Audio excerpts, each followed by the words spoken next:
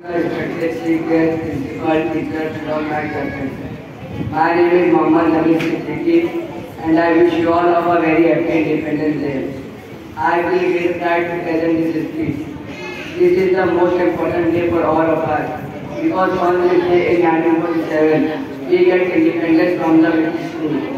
Then our great freedom fighters like Maulana Abul Kalam Azad, Maulana Hussain Ahmad Mani, Maulana Nabíl, Mahatma Gandhi, Jawaharlal Nehru, Lokmanya Tilak, and many others devoted their entire life for the independence of our country. Today we are fortunate that we are born in an independent country. Our freedom is priceless, and our brave soldiers fight continuously on the borders to protect our country. And we all know that no nation is perfect. It needs to make perfect. So it is our responsibility to sincerely perform duty and to progress together in the growth and development of our country. Surely the day was not far when our country will be stronger and powerful in every field. I am proud to be an Indian and I love my country very much. Jai Hind, Jai Bharat. Thank you.